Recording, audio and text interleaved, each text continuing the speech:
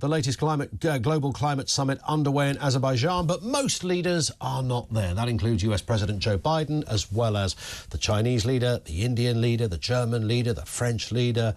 They're not going to Cop29. Keir Starmer is, though. He will insist on Britain's interest to lead global efforts to cut emissions. Let's speak to Harry Wilkinson, Head of Policy at the Global Warming Policy Foundation. Afternoon to you, Harry. Is there anyone we've heard of going, apart from Keir Starmer? Well, he's in a dwindling number, and it does seem that we're hitting an inflection point with the election of Trump. We've seen growing tensions in recent COPs between developing countries and developed countries about, who's going to pay for it all. We've seen the Inflation Reduction Act under the Biden administration, which basically involves subsidizing green technologies on a huge level. And therefore, that's something that can't be replicated by poorer countries. And so they want the money for it. But, Trump isn't going to pay up now. He's not interested in that. And he's scrapping the subsidies in the US. And yet you contrast that to the UK government, which has been insisting we go even faster to meet net zero with this 2030 pledge to have a net zero grid. And, that is far beyond what most experts think will be feasible. We weren't currently on track to meet the targets that we already had. And now Starmer is going to COP, one of the few major world leaders, the only G7 leader to be there. He joins, still quite a number of wealthy people going on private jets to, an oil-rich state to partly conduct oil deals. That's one of the activities that will be going on. The whole thing has become utterly farcical. Britain can hardly claim to be a world leader when we have the most expensive electricity prices in the world. Who is going to want to copy that kind of crazy approach? But Ed Miliband is coming up with something, Harry. He's going to reinvent the wheel, as it were, because Ed, good old Ed, he's really geared up for this, and I'm sure you've read the notes. He's going to change our lives with cheap energy. Homemade as well. Well, this idea of picking winners, Ed knows best. He can plan out the economy of the future for us. Oh, yes.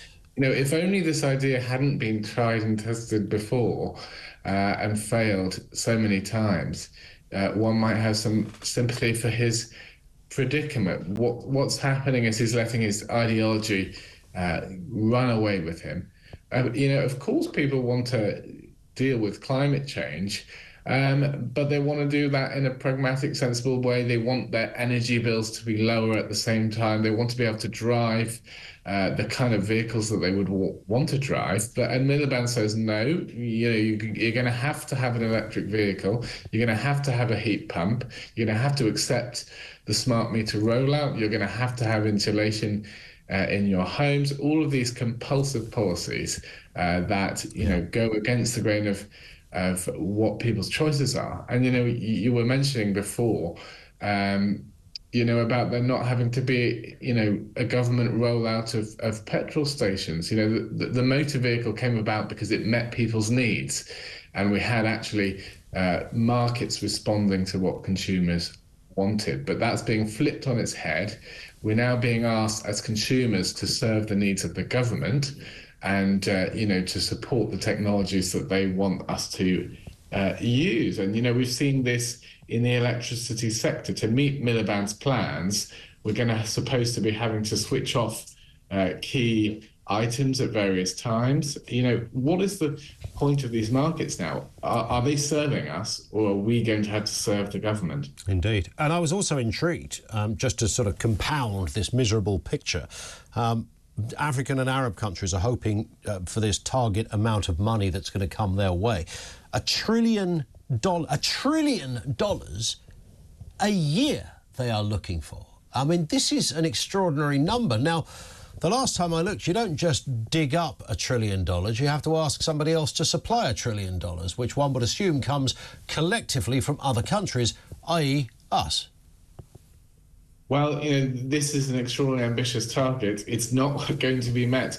We simply don't have the money to be giving these kind of sums, but it will nonetheless cause more and more friction.